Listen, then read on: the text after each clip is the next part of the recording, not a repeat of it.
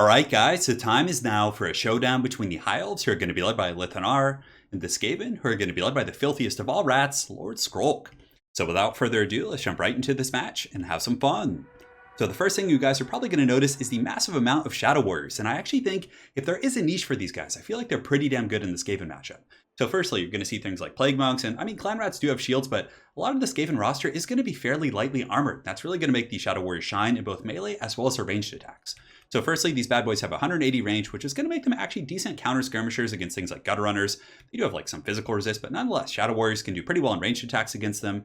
And if they do get engaged in melee against these Skaven skirmishers, they can put up a good fight. I mean, they have 38 melee attack, 34 melee defense, and 32 weapon strength. More importantly, things like Plague Monks are going to be really good targets. Death Runners here who are going to be sneaking away, but they've already taken a ton of damage. But Rat Ogres are probably one of the more common picks on this Skaven roster. Just a very good, powerful unit. So having the Shadow Warriors to kind of pick them apart is definitely quite useful. And you also don't really have to worry about being caught because Skaven don't have, really fast cav units like Reavers or, anything like that. So the Shadow Warriors are relatively safe. They're going to be led by Lithanar, the Shadow King. Now, I don't think he's the most competitive of lore choices, but he's definitely very fun. And he hits hard and actually can do some considerable damage against things like Doom Wheels and Plague Furnaces. And if the Skaven do go with a very Death Star style of play, he can definitely pick apart some of those big targets.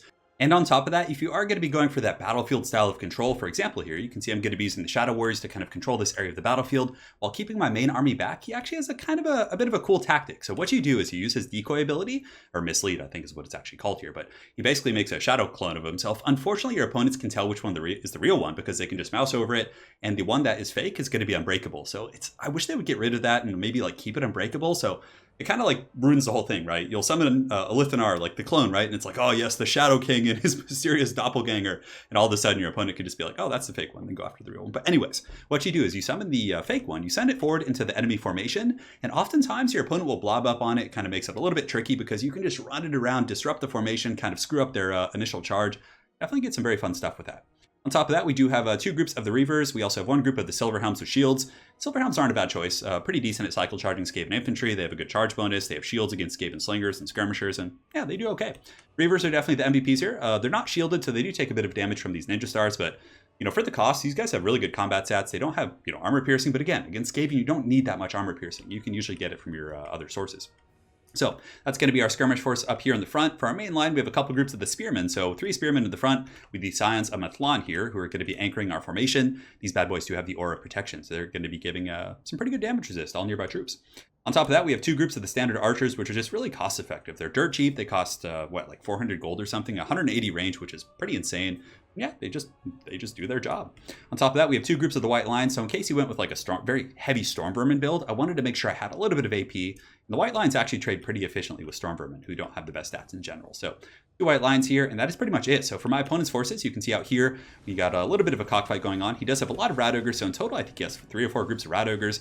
Gutter runners here. He has a big formation of clan rats. Skrolk, warlock engineer for the Howling Warpgale, which is definitely quite strong. And he does have a doom wheel over here, and yeah, just a lot of gutter runners with poison. So guys, let's get this show on the road. So over here, you can see we have broken off one group of the Rat Ogres using our Shadow Warriors.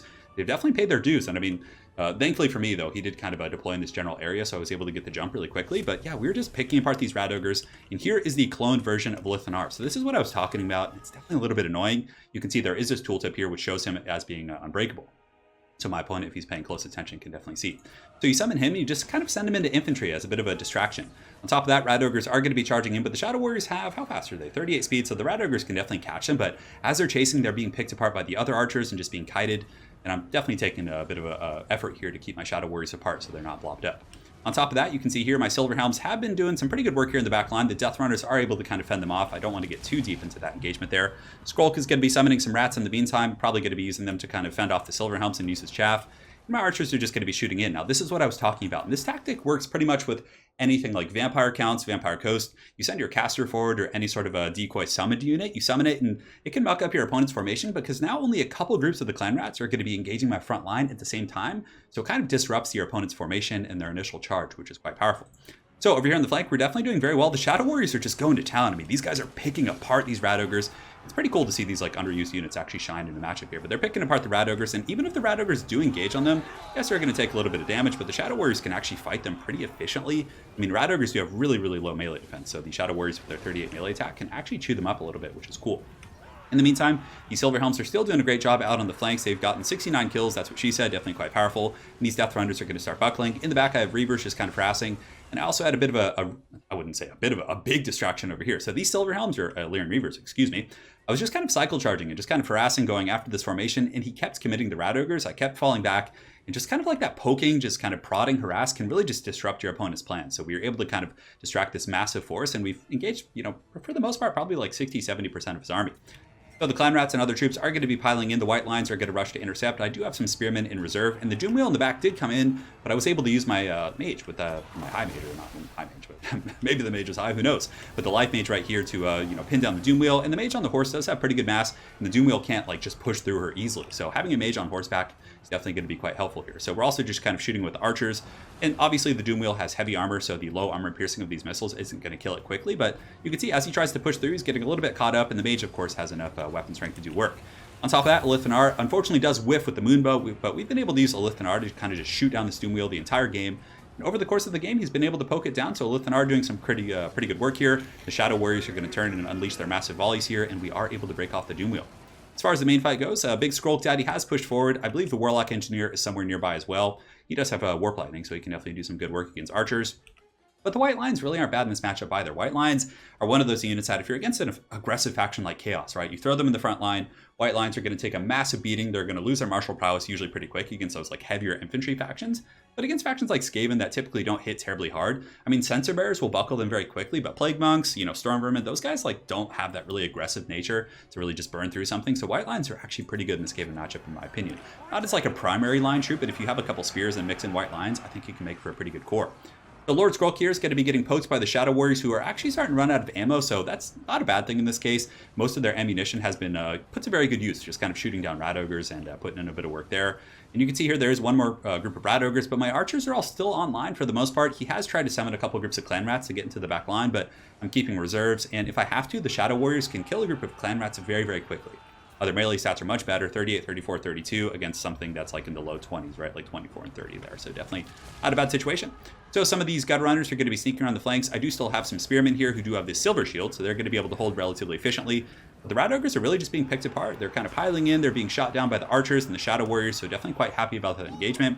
And Skrulk Daddy's kind of anchoring the main fight here. You can see he does have his Rod of Corruption and the Libra Bonicus. He also drops the Blessed with Filth. I got it right for once. It's not Blades of Putrefaction from 40k. But still, nonetheless, the White Lines are holding that. Armor really pays dues here. Again, the lack of armor piercing in this army is helping quite a bit. But most High Elf players simply, just kind of spam Spearmen, so I can see why a lot of people don't bring a ton of armor piercing here.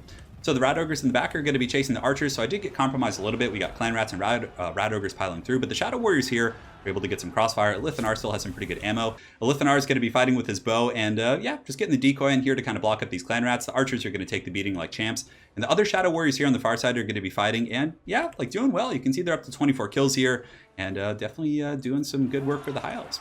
In the frontline fight, the Mortis Engine effect has gone down from the Warlock Engineer, and it's starting to drain my forces a little bit, but definitely not too bad. White Lines are going to be falling back and collapsing on the back of this formation. And, whenever you're in a battle like this, it's very close, it's even, and you're kind of looking around for things like to do, for example. Just kind of look at your infantry formations. If you're kind of blobbed up and you notice troops are stacked on top of each other, it's always a good idea to kind of pull some back and put them in reserves. And then, whenever another issue arises, your opponent's flanking you, there's cav coming, you can then use them for better purposes here. So the Shadow Warriors racking up a mighty 34 kills, and these White Lines are going to come in with the steel chairs in the back and start clubbing some of these, I believe these are slaves, looking from them. They're like little collars. And Elithanar is going to be charging into melee, and this is actually the decoy. I wonder if the decoy... It'd be really cool if the decoy caused like fear or something. I think that would be kind of a cool thing. I mean, he is like the Shadow King, right? He's like supposed to be like super intense and stuff. The Scions of Mathlon in the front line are still fighting. Definitely a very good unit. 63 melee defense on a group of Spearmen that aren't terribly expensive. Pretty good. My opponent is going to be coming in with the Warp Lightning here. It looked like there was a bit of a caster, but maybe it got canceled somehow. Not sure why. But for the most part, Elithanar using his Moonbow, just kind of shooting in there. The Shadow Warriors and the Archers have fallen back, so we've kind of secured our position. And against Skaven, you do have to worry about being swarmed, but you don't have to worry about being like heavily compromised by like a skirmish cab or hounds or anything like that in the back line. So the Shadow Warriors definitely paying their dues. I actually think they're relatively competitive this game. I mean, they were able to take apart those Rat Ogres very easily, and from there they're also able to defend themselves against like low-tier Skaven harass troops and just kind of swarming units like Clan Rats and Skaven slaves and things like that. So I was kind of wondering like where Elithanar would really shine, where could I use the Shadow Warriors, and when my opponent locked in Skaven, I was like, I think this might actually not be bad. Because there's a couple methods of Skaven play, right? There's going very wide, which is kind of chaff units and Rat Ogres, which is something you do see fairly often. So that's kind of one school of thought. The other one, of course, is going very heavily with artillery. And then lastly, I think there is the Death Star style, which is probably one of the more competitive styles. Maybe not so much against high elves, but in general, you're going to see plague furnaces, doom wheels. You're going to see, all the big targets like hell pit abominations, things like that. And I think this might be okay. Lithanar does hit pretty hard against like large targets. He doesn't have like a true bonus for his large, but he's really good at just like kind of just sitting on a big target, like that doom wheel, for example. He was able to, though we didn't really get to see it that much, he was able to kind of just sit on that the entire game and almost solo kill it, which was pretty cool. Yeah, Shadow Warrior is pretty good against these Skaven, I think. Reavers were a must. I think our distraction Carnifex over here of these Reavers on the far side, which actually kept 2 Rat Ogres away from the main army for quite some time, was a really big factor in why we were able to take the game. And also the initial deployment was very lucky for me. He had a very spread out deployment, but I happened to deploy on one side and was able to catch like 2 Rat Ogres, his Death Runners, and a couple other high value units off guard. And I really think that made it, pretty advantageous for me in the beginning. I mean, it would have been hard for those guys to get away without taking a lot of damage.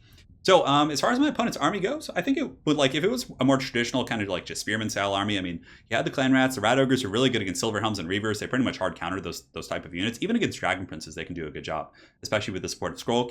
He had the warlock engineer for the howling warp gale, which is going to be pretty useful. Now, what would have been really scary against my build would have been like a heavy artillery build. Like my archers, had he discovered them with skirmishers and other units like that, would have gotten taken apart by plague claws and different things like that. So Warhammer, of course, is always a game that's a little bit, I guess it's like going into a tabletop tournament, right? Like you can 40K or Warhammer Fantasy Battles, which I didn't actually play.